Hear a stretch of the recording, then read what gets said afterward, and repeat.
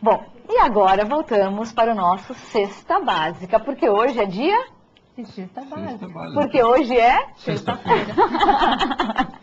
E olha, gente, agora eu vou falar, infelizmente, dos produtos que subiram. Eu falei tanto dos produtos que caíram, mas agora está na hora de falar dos produtos que subiram.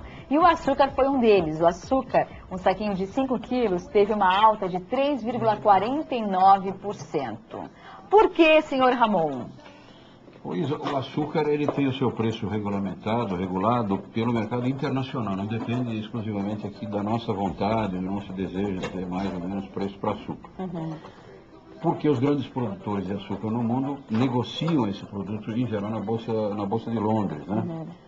Bom, resultado, isso significa que nós neste momento não temos condições de oferta de açúcar tão boas como teríamos em semanas anteriores. Agora, junto a isso, você tem que somar, por exemplo, no caso do Brasil, a grande parte da cana-de-açúcar não é dirigida exatamente ao açúcar, ainda que o nome seja esse, de açúcar, né? Mas é utilizada para a produção de combustível, né? O álcool usado nos automóveis. Até eu estava numa entrevista dizendo que eles cortaram totalmente a verba que eles tinham para investimento em usinas aqui no nosso país. Isso, então quer dizer, você tem um quadro diferente, né? Em relação ao mercado de açúcar, exatamente pela baixa oferta. Por outro lado, a crise internacional tem derrubado o preço desse tipo de commodity, como de resto de outras commodities no mundo inteiro.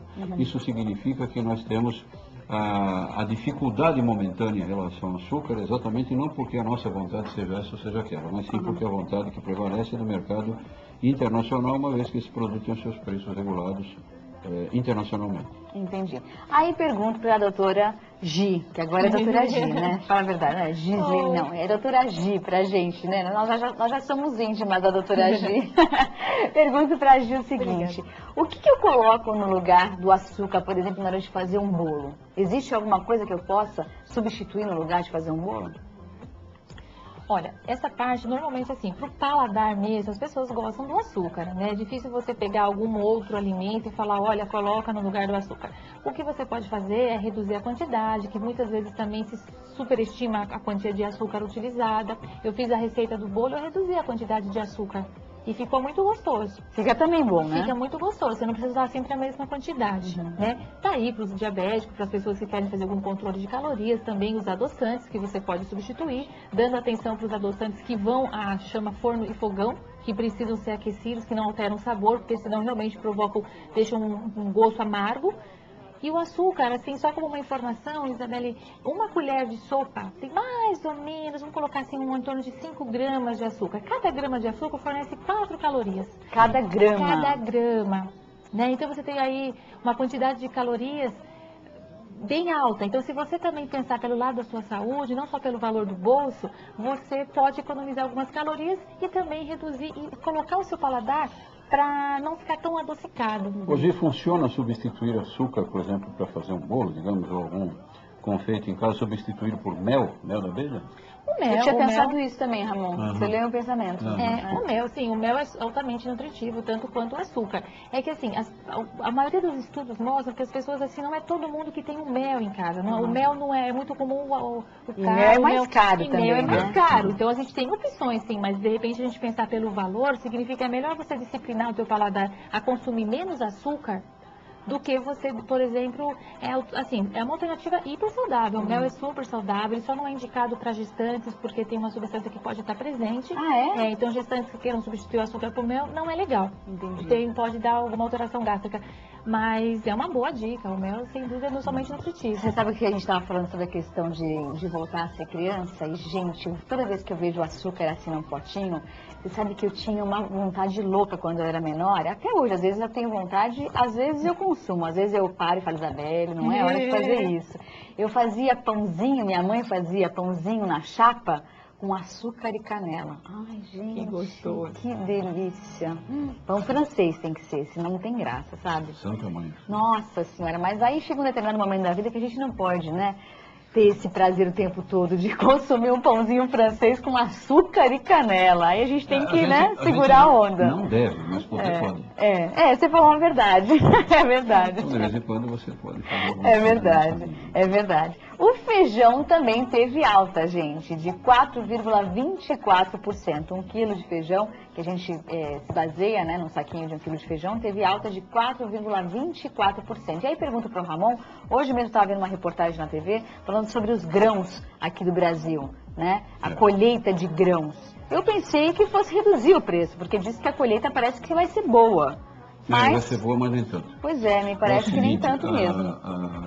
A previsão para esse ano da produção brasileira de grãos vai ter uma redução de mais ou menos 7 a 8%. Isso é um número muito, muito grande para um país que produz uma quantidade imensa. Só de soja? Como é o caso do Brasil. A nossa produção ultrapassa a casa dos 130 milhões de toneladas por ano de grãos. E nesse ano nós vamos ter, ano de 2009, né, safra 2008, 2009, vai ter uma redução de mais ou menos de 7 a 8%. O próprio ministro da Agricultura lembrou ontem, nas suas várias entrevistas em Brasília e tal, que nós vamos ter problemas em matéria de abastecimento de determinados tipos de grãos, especialmente no caso da soja, que o Brasil é um dos líderes da produção mundial, e também nos demais grãos. Milho, por exemplo, nós vamos enfrentar algum tipo de problema em relação ao milho. Agora, quanto ao feijão... O milho vai ficar mais caro também? Vai ficar mais caro, e seus derivados, evidentemente.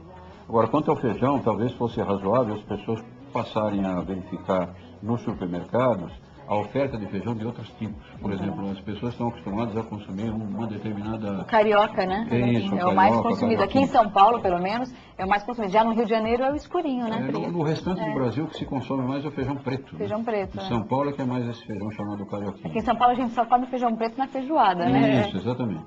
Mas talvez seja o momento das pessoas pensarem um pouco nisso e buscar essa alternativa. Quer dizer, usar outro tipo de feijão para fazer a sua composição de mesa. O feijão preto pode estar mais em conta? Pode, porque primeiro que a região de produção em geral são regiões diferentes, as técnicas de produção são diferentes, e num determinado momento você pode ter preço diferente exatamente em função disso. Entendi. Portanto, a nossa dica vai na direção de que as pessoas consultem, né, quando forem fazer a sua compra, se o feijão carioquinho ou o feijão preto, com outro tipo, enfim, encontra preço melhor. Não necessariamente aquele que a gente está sempre acostumado. Entendi. Gi, podemos colocar outra coisa na mesa para comer junto com arrozinho? Porque geralmente a gente já gosta de um arrozinho, feijão, batata, um bife, né? Mas será que a gente pode colocar na mesa algo mais barato essa semana, que não seja o feijão? Olha, Isabela, eu estava aqui pensando, eu estou torcendo para o feijão abaixar, porque é o seguinte, ele é altamente nutritivo, tem uma combinação que a gente fala, você sabia que a nossa desnutrição no Brasil só não é pior por causa da alimentação do arroz e feijão? Sério? Sério, eles têm uma combinação, uma simetria tão boa, eles se completam eu na sei, absorção. Eu sei, eu adoro arroz e feijão, você também gosta, Ramon? Não, eu não sou de consumir feijão, incrível, né? Não ligo para feijão e tal. Quando eu como feijão, eu gosto de feijão preto. Agora, só para complementar, na América Latina inteirinha se come feijão e arroz. E é uma combinação perfeita. Dentro do organismo eles se combinam muito bem. Mas vale a sugestão. O que pode ser utilizado na família do feijão? Eu não sei dizer se está mais barato ou mais caro, ou parecido, mas a soja em grão, que também fica muito gostosa. Ervilha. Ervilha, lentilha, grão de bico, tremoço, são grãos de uma forma geral. Porque é aquilo que a gente fala, às vezes ele pode subir um pouquinho, mas o benefício que ele traz ainda é muito bom. Entendi. Então o consumo de feijão é interessante porque, primeiro porque tem ferro, auxilia e ajuda no organismo. Fibras, é um alimento altamente rico em fibras. Então quando você tem um consumo diário de 1 a 2 conchas de feijão por dia, você já está suprindo mais da metade da sua necessidade de fibras, ou seja, se economiza, né, a mão em remédios para o intestino, aquele desconforto, aquela coisa toda. Entendi, gente. É altamente saudável. Entendi. Olha, eu queria que a Gia agora passasse pra gente, Ramon, porque a gente tem que anotar todas as receitas que ela dá, né? Isso é importante. Não é? Aliás, você já tomou seu suco com refrigerante essa semana? Já. Substituiu? Eu boto o refrigerante zero, light, essas coisas aí. Ai, tá valendo. E eu sei que não resolve, sabe? Mas não resolve do ponto de vista técnico, mas a minha consciência fica gelada. Então, pronto, eu vou em frente. Eu queria então que você desse a dica de hoje. Qual é a receita que a gente vai passar para quem está nos assistindo? Qual que é a receita que a gente pode passar? Olha, a gente tem uma receita de bolo de banana. Bolo de banana? Bolo de banana. Adoro então, bolo de banana. O que eu peguei? Eu aproveitei a dica da semana passada do pão. Então você pode torrá-lo, fazer uma farinha de rosca e você fazer essa mistura. Então você pode utilizar a banana, que está com um preço bacana, e também o